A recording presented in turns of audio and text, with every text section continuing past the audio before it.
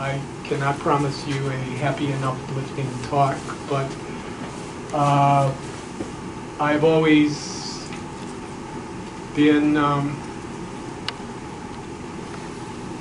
kind of confused by the way that President Trump speaks, and it seemed very unique. So actually there's some handouts I should.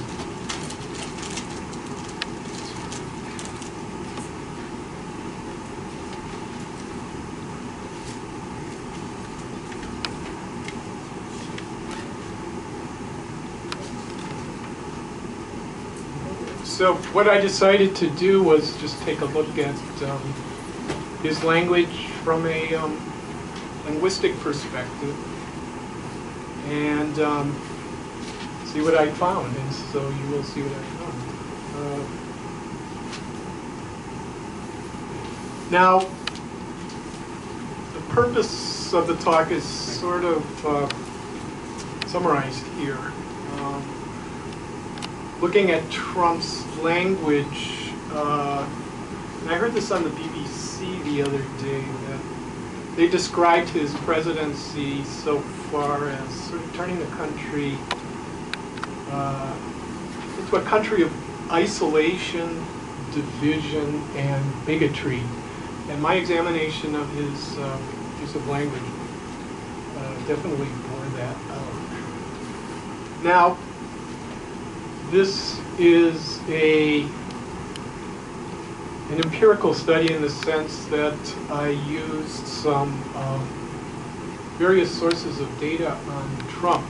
I did a Google search one day and I found this 500,000 word corpus of Trump's. It was transcribed of like what he speeches at rallies, and there wasn't much descriptive information on it, but you'll see some examples, which was kind of a goldmine in a sense, because the idea that somebody would transcribe 500,000 words from his rallies and things like that struck me as highly unusual. Then I looked at what the Trump Twitter archive. This dates back, I think, to around 2011, 2012. And according to the person who put it together, it has 30,000 tweets, which I thought was a fairly large amount. Then I looked at, I did some Googling to see how frequently used were some of the words I'm going to be talking about. So I've tried to collect as much authentic data as is possible. Now, as an analytic tool, I use this software program called AntConc, and it's free on the web, and on the handout I give a link to the site where you can get it. And what it does is that it creates what's called a quick concordance. Quick stands for keyword and context, and I'll be showing you a number of those as we get through the talk. And then I did some web searches using Google, and I was not only interested in collecting examples, but I tried to get some frequency counts. There are some problems with that I'll talk about as we get going. Now this is a screenshot of the interface of AntConc. The Ant stands for part of the last name of the person who put it together, Anthony, I forget his first name. And conc is just a concordance. And I'll show you some actual examples, but you can do all kinds of things with this program. For instance, word list, it'll give you, I put in this 500,000 words from this corpus, and in a matter of 3 or 4 seconds, it'll generate a list of most frequent to least frequent words. you can also, it'll also generate a concordance, a keyword in context concordance. So like I found for some of the phrases I was searching for, like 385 examples, and it will list them with the search items highlighted. So it's a great program if you're interested in doing things like this. It's free, and it's very stable too. Now the sort of theoretical concepts I'll be working into my talk deal with, those of you who have taken 601 should know something about these ideas. I'll talk a little bit about, for some of the examples I talk about, I'll do speech act theory, the cooperative principle by Rice, and then the politeness principle. And these are all sort of outlined on the handout. And again, I'll sort of pick and choose from each of these to discuss. And I just would like to point out from the start that these principles are not without their problems. For instance, why did Rice pick 4 maxims? So it's this sort of structuralist dilemma. Now, an example of the approach. Now, what I'm going to play 3 or 4 audio files during the presentation. I decided I could have done some YouTube videos, but I didn't want us to have to look at him. It's bad enough to hear him. So listen to this, and if this is familiar, this is just part of a speech he gave.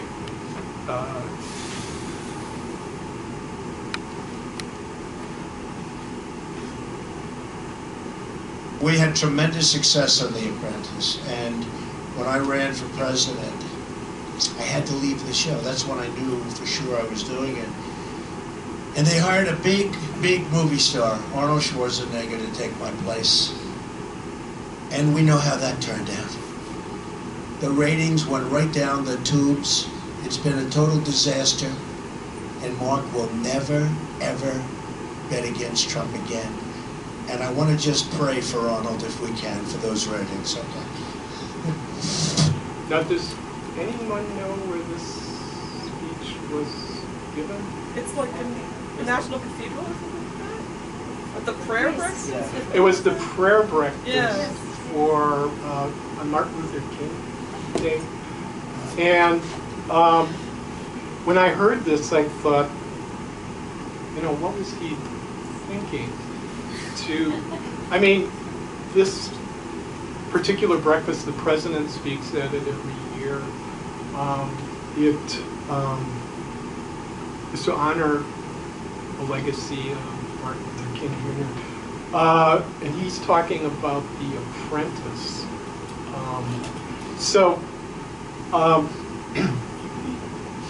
What I'm going to do in the rest of the talk is try to point out the highly unusual and problematic nature of this person's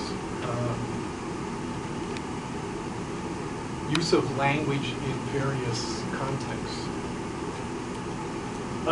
So I'm going to talk first of all about various words and phrases I looked at, and I put them into the context of what I call insults and taunts. So the first part focuses on 3 of the people he ran against in the primaries and the names he assigned them. So Marco Rubio was called Little Marco. And when I searched this expression on Google, I got 109 million Google hits. Now this is a problematic number because there may have been, repetitions of websites and things like that. So you can't really trust, frequency information on Google. But what I wanted to do was establish, that there was this expression was out there. Then there was Lion Ted. This would have been Ted Cruz. And he hit the jackpot with 21 million Google hits. And again, I just include a sample example of each of these particular expressions. Now, this is from a debate. Now, this is very contentious, so they're all screaming at each other. But just to hear, real context, the usage of these, what I'm calling taunts and insults.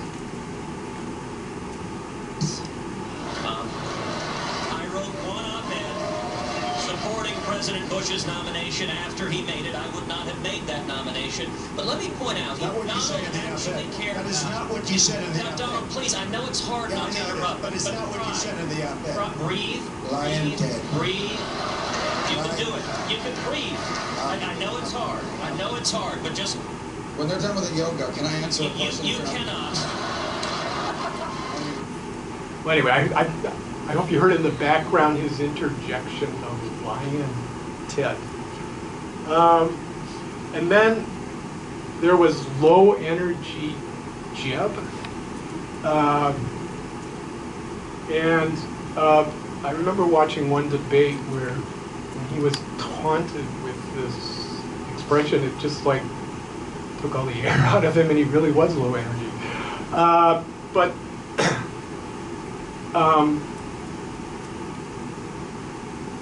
And then probably the most famous one is Crooked Hillary. And then there were a couple, well, let me just talk a little bit about the use of these kinds of terms. Linguists who have studied vocabulary have come up with the notion of what's called collocation. These are two words that frequently occur together. So if I say something like, I entirely, what would you put after that? Agree or disagree? Agree, okay. So entirely and agree are what are called a collocation. They're words that frequently occur together. Now, what you have here with like Crooked Hillary and Lion Ted and Little Marco and so forth, they've been used so commonly that you could call them a type of collocation. And with collocations, which you often get is either what's called negative or positive prosody. In other words, what happens with a phrase like Crooked Hillary is that the negativity of crooked translates into the perception of Hillary. So if you look at all these other ones, you get like Lion Ted or Little Marco. You get examples of what's called negative prosody. And I think from Trump's perspective, this was a fairly successful tactic. In other words, you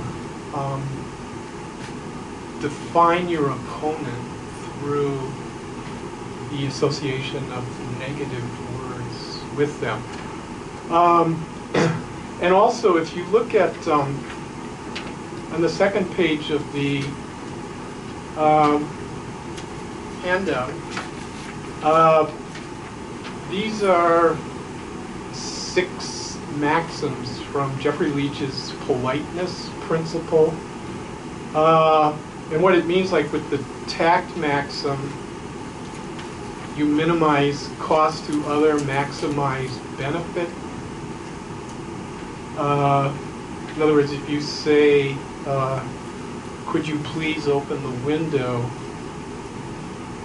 you're trying to get somebody to do something, but you do it in a manner in which you sort of, at least verbally, minimize the cost of their going through this. And I think what Trump has done is create what's called a face-threatening act. I don't know if you've heard of this notion. It's from this famous book on politeness. I forget the two authors. But what he's done is he's maximized cost and minimized benefit.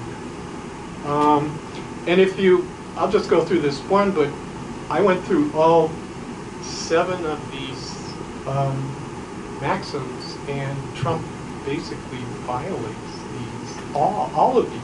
I mean, you could probably find a single utterance of his that, you know, would violate each of these maxims. Now, here I have a, this is what's called a quick concordance, where you get the keyword Crooked Hillary. Again, this was out of this corpus. I forget how many hits I found. I think this was like, I found 385 examples of this. I mean, the corpus was 500,000 words long, but still, this is a commonly used phrase.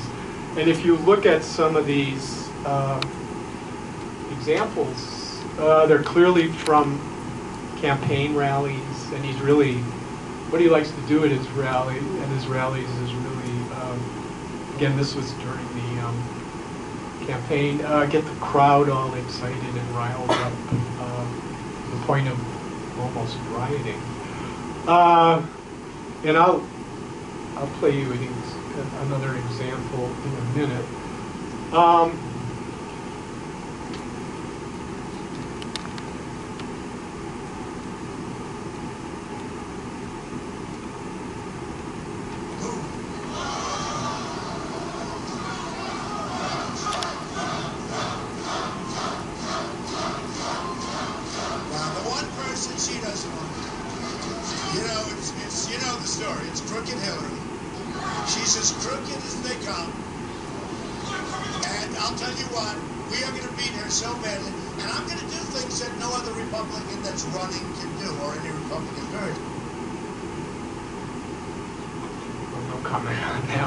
But I mean, you can see that this is a device to really stir up emotion, specifically negative emotion. Now here are some other examples that probably weren't as widespread as the others. He referred to Bernie Sanders as Crazy Bernie, and Elizabeth Warren as Goofy Elizabeth Warren. Now, notice that with most of the examples, except for Senator Warren's, you don't get the last name, you just get the first name. But I think if he had just done Goofy Elizabeth, nobody would have known who he's talking about, so he added. Didn't he also call her Pocahontas? No, he might have. Now, another one of his, what I would call a chant, is the wall. The wall played a big part in his campaign, and it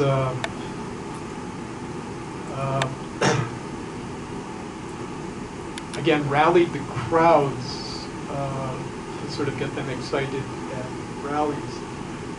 You'll notice in line 7 there's Mexico. I did a search of Mexico. It's a very, I mean, it's a lot more frequent than a lot of words corpus that I looked at, and this was, you know, his kind of racist ploy to again elicit not just support but, you know, sort of negative anger among you know, people who voted for him. So we're going to build the wall. We're going to build the wall. Again, this is a kind of chant. And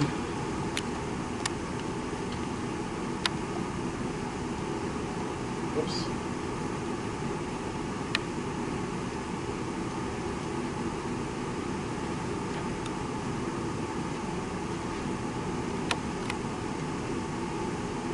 We're going to build the wall. We have no choice. We have no choice.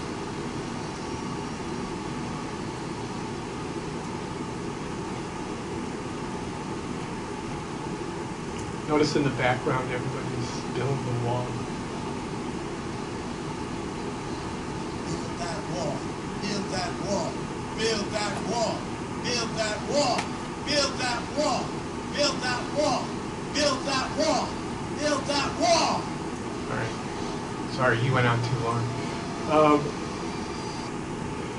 Now this was another one that was quite frequent.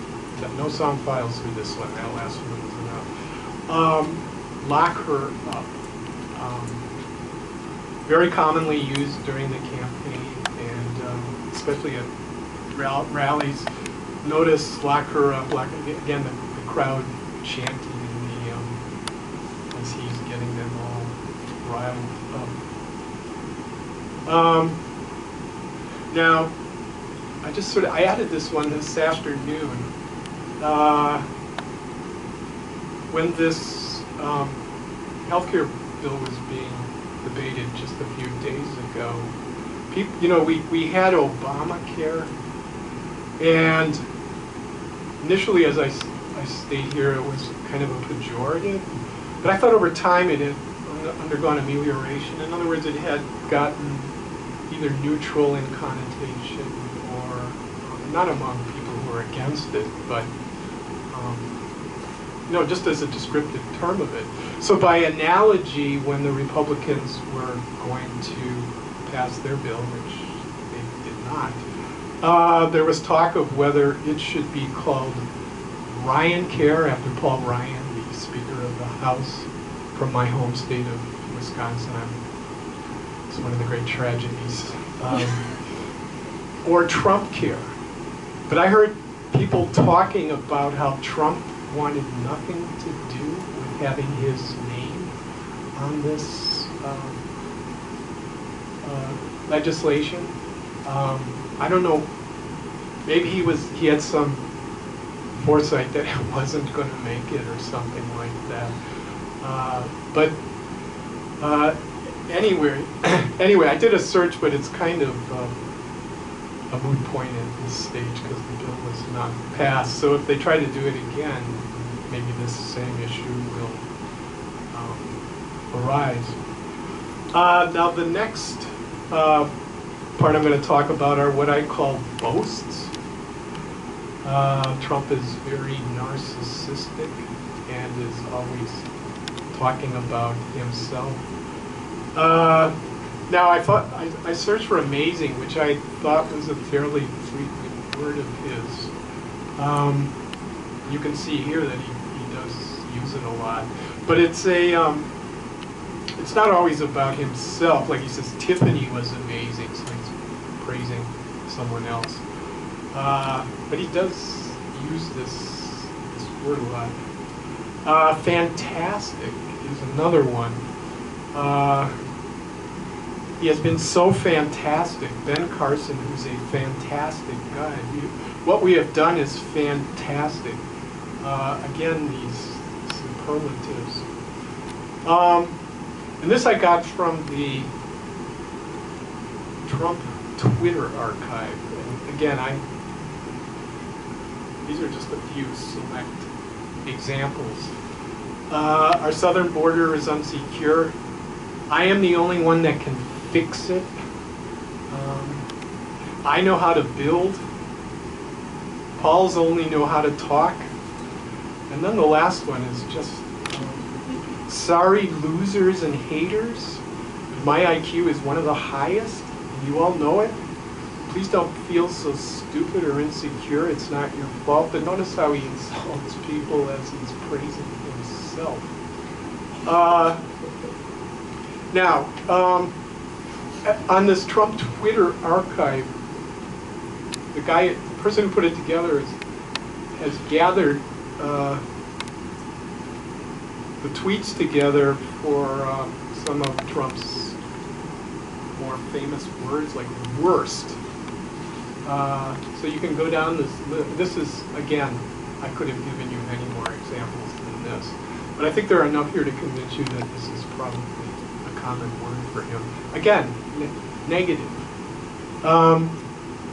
And these are, the guy also provided some frequency counts of some of his more frequent words. Again, if you had a quick concordance, I don't know if this guy did, you could verify that these numbers are correct. But loser, 234 tweets. Dumb or dummy, terrible, stupid, weak, dope or dopey, dishonest. As I say that, you get the picture. Again, it's remarkable when you start looking at some of these examples. Okay, now I get into the whole issue of fake news. And I decided to include this because I remember when I was younger, you would go into the supermarket and you would see these tabloids like the National Enquirer or whatever, and they'd have these really bizarre covers. This would have been from the 80s. My favorite part of this is space visitor tells Democrats how to rebuild the U.S. economy. Maybe they ought to find a space visitor. But anyway, what's obvious is that this is not true. And I think with, well, I hope, unless there's some conspiracy theorists in the audience, but I think with what's going on now with Trump,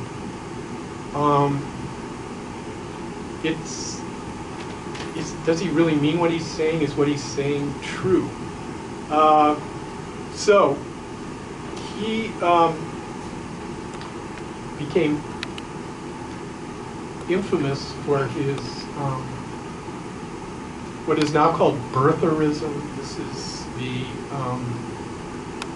widespread misperception that Obama was not born in the U.S. and therefore his presidency was illegitimate. And this is something he said on the Today Show. I have people that have been studying Obama's birth certificate and they cannot believe what they're finding.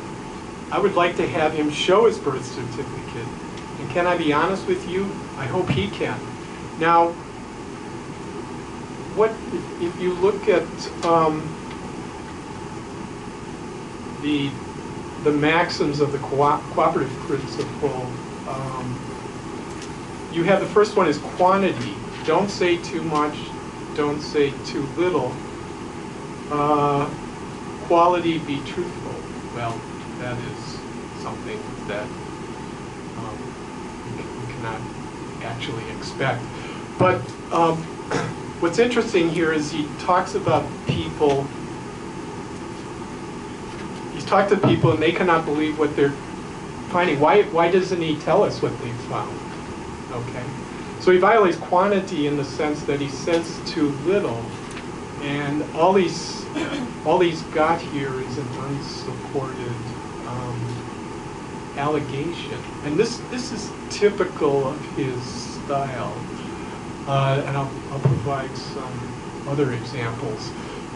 And again, this campaign was largely successful because President Obama did produce his birth certificate just to satisfy, or to end this sort of what we now call fake news, a kind of conspiracy.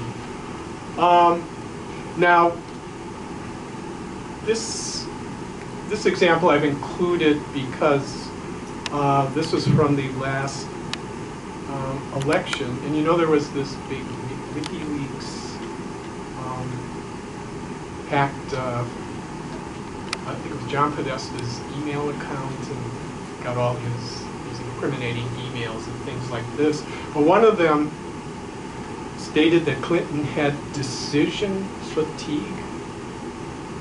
and I had never heard of this, but I read up a little, and it's not really a disorder. It's like the example they gave was you went to Kmart and you can't decide whether you want a red umbrella or a yellow one or something like that. So that leads to decision fatigue. But again, this is all exaggerated. Now, the wiretapping, I'll conclude my talk on that. This is the original tweet from not too long ago, less than a month ago, that Obama had his wires tapped.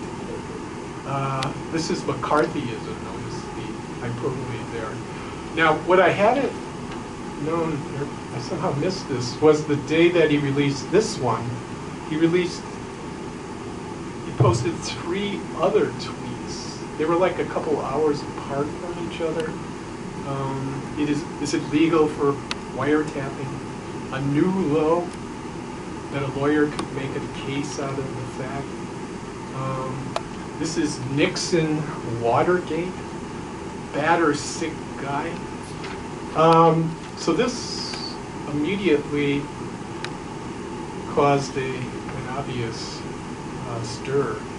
And I thought I'd first of all provide you all a definition of wiretap from Merriam-Webster's, which is an actual real dictionary. It's not a fake dictionary or anything like that.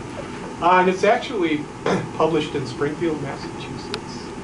You can go there and tour the, see how they put dictionaries. It's all done with computers now.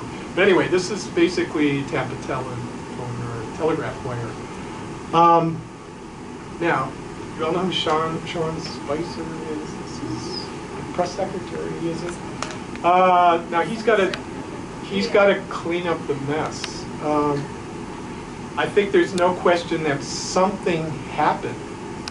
The question is it surveillance? Is it a wiretap or whatever? Now notice the topic shifts from wiretapping to surveillance.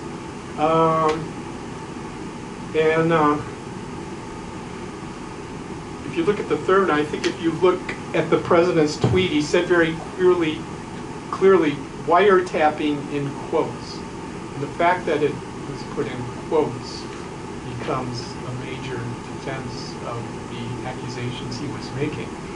And this is Kellyanne Conway. She says maybe it was a microwave turned into a camera.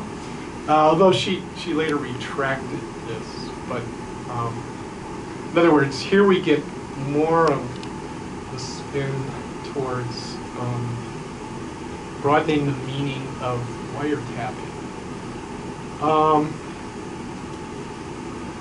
And this is the Devin Nunes, I think. He is part of the House Intelligence Committee. And again, are you going to take the tweets literally? Now, again, that gets back to the cooperative principle, quality, be truthful. And part 2 of that is do not say that for which you lack adequate evidence. So the President of the United States says that he's been wiretapped, and we're supposed to not take that literally.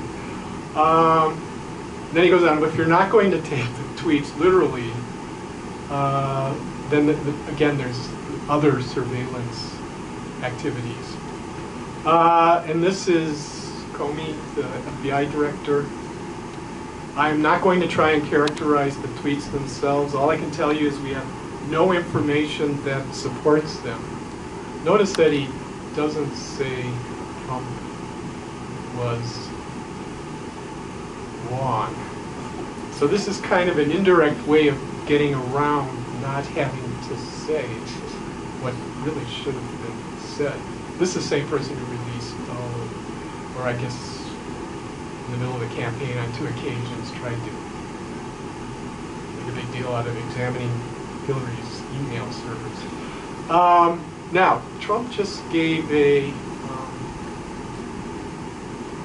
interview to Time Magazine. I think this was published like Saturday, this past Saturday or Sunday. Now, I'm not going to read all this because this is a great example of violating the quantity maxim, saying too much. He's saying too much, but he's actually saying nothing. And it gets worse. You know, he's talking about people, you know, again, he put the word wiretapping in quotation marks, therefore it means something else, but he doesn't really specify what that something else is. And you can get lost in the verbiage here, because really nothing is being said. Now, sort of my final comments. So what exactly is Trump speak? It is contentious, angry, divisive, negative, egotistical. You could go on with adjectives. And this is its appeal to many people who voted for him. To others, it's frightening, disgusting, and unpresidential. But with Trump's approval rating currently at 37%, maybe his tactics aren't working. But as I say here, but we shall see. And this is the current dilemma we face. And this is a quote from the end of the interview he had with Time Magazine. I guess I can't be doing so badly because I'm president and you're not. Now, if you know anything about Saturday Night Live in the 70s, this was a famous Chevy Chase line, I guess. But there's no attribution to it, but I guess we wouldn't have expected that. Anyway, that's it. So I would be happy to take any questions that people have.